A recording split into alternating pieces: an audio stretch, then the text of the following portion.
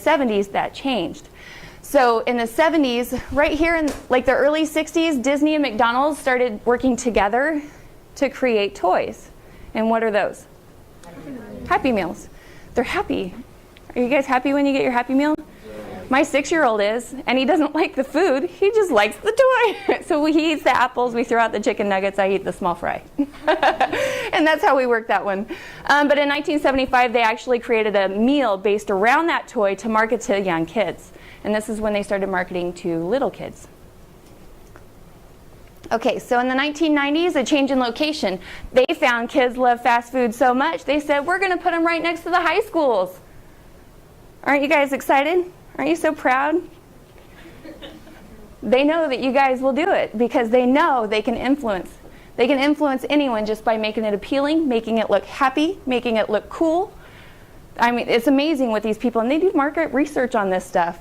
So in the 90s, they said, oh, well, let's start making it within per capita schools. So they'll put it on the corner, around the corner from school, knowing the kids are going to go there.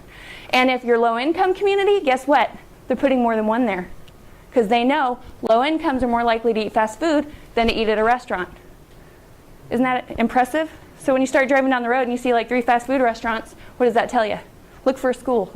There was a law that was passed recently in the state of California that bans them from putting fast food restaurants in a certain distance from schools now because they found that research shows that that has a direct correlation with the health of the kids at the schools. So that tells you that we were eating it excessively when they were close by. So it worked. And so when obesity started coming up as a talk, it wasn't quite the crisis that it is now. It wasn't the epidemic we call it now. It was more of a, hey, what's going on? Something's wrong. Most of the time it was an adult issue, right? It was more once you've had kids, you've settled down. But now it's not.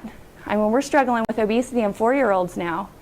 So it's a significant jump in the way it's trended. But back then in the 2000s and the late 1990s, Subway said, okay, well, we'll kind of we'll be the healthy fast food. So we were the alternative. That's how they marketed themselves. They marketed Jared Fogle, you know, the Subway guy. He lost all his weight on that. By eating it a day, mind you, he probably had hypertension because his sodium intake was through the roof. So his heart rate doesn't mean he was healthy, but guaranteed the diet helped him to lose weight. But what do you think was helping more than the Subway itself? Exercising. And what else? He was only eating 2 sandwiches a day and a small breakfast. Do you think he was eating just that when he was overweight? No. Yeah. So it was portion size too, right? So he cut back his calories and he exercised. So it wasn't so much Subway, and it definitely had an impact, but it wasn't just that. There were more that played into that. In 2000, they had portable foods. Did you guys know that the cup holders were never standard issue? We didn't even have such a thing in the 80s. I mean, when you got a cup holder in a car, that was special. It was like that was an add-on, a $2,000 console add-on. It wasn't standard in a car. And initially when they made them for the 16-ounce cups. They made them for the 16 to 20, the tall, skinny ones. When do you think they started doing 32-ounce cup holders? Because you know they're big now, right? Your cup holders holds up to 64 ounces now. When did that happen? Just take a guess. There's no real wrong answer. 2002. Yeah, right around there. 2000, 2005, the 5 years. Crazy. Can you believe that? So what do you think is causing this the change in this trend? Hope she's okay. Do you think we're causing it? Do you think marketing's causing it? They supply everything by demand. So who caused it? We did. We said we want bigger, we want more. Sorry, say that out loud. I like getting the Big Mac meal going large. Going large? Is that your whole day's intake right there, or? When I always go, I order that or the 10-piece chicken nuggets. Well, don't worry. At the end, we'll talk about what's in that. So you might not order that afterwards. So basically, the portion sizes back in the 50s was a 250-calorie hamburger, a 2.6-ounce fry. Today's cheeseburger is now 540 calories, and the French fries are twice the amount of calories as they were before. Who caused that? We did. We want more. We want more for our money. We have bigger tummies now. We're hungrier. Come on. We need to eat more. More's better.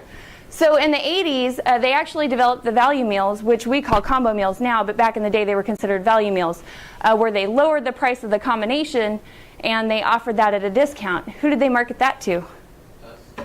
People with low income.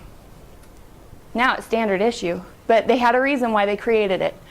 In 2007, they did a study, a market research study, that actually showed how menus were developed, and they were developed based off sales, so what we purchased, profitability, how much they can make off of it, food safety, how much it costed to maintain the safety of the food, and then product demand. So product demand was the last thing. So they drive the trends we choose to follow, right?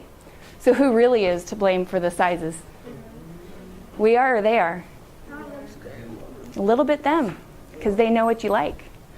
All right, so when asked about providing healthy options, the number one reason why they don't do it is because there needs to be an increased demand, meaning we are not asking for healthy options enough. Has that changed? I'm hoping you guys say yes. Oh, yeah. Like Baja Fresh, What? Chipotle. There's some restaurants out there that are starting to cater to healthier preparation, right? Fresh foods, fresh ingredients. So the menu development, they found that in the late 2000s, just recently over the past 4 or 5 years, they found that they could replace the word healthy for fresh, flavorful, or in season. So when you see a restaurant actually selling flavorful, fresh ingredients, they're actually trying to sell healthy. And why is that correlated with healthy? Think about fresh. Do what? Okay, that's part of it, yeah. When you hear fresh, you think of like produce. You think of produce. Have you guys learned that 5 a day, eat your fruits and vegetables? How many people hate hearing that? Raise your hand, come on, admit it. How many people are being told 9 a day now? Seriously, 9. The 5 a day fruits and vegetables, have you guys learned that out here? I hope so. Yeah, it was like when you were younger, right?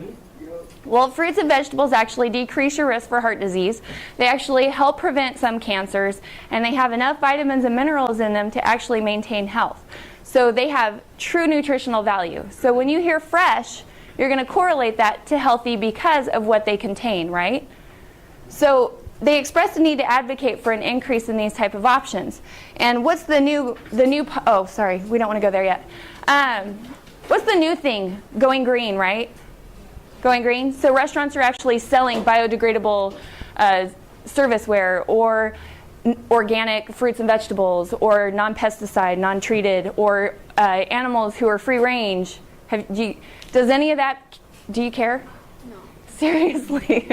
But that's what the market's selling right now. And we're buying into it. There's people buying into it. So some of it's true, but some of it you have to use kind of some wisdom and discern through there. So I love this ad because it's Lane Bryant. And we have a joke because my husband, I just have to tell you this. My husband's sister called and and they were talking about purchasing, and he asked her for Christmas, do you want a gift card to Lane Bryant?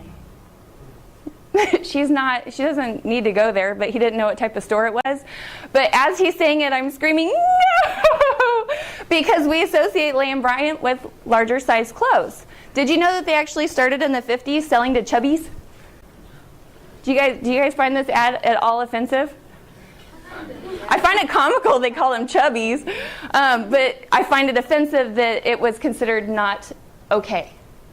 In the sense that we don't have a tolerance for it like we do now. We have a much better tolerance for it. We're still working on it. But the girls in teen sizes, look at the teen sizes, 10.5 all the way up to 16.5. They didn't even do women's adult clothes yet.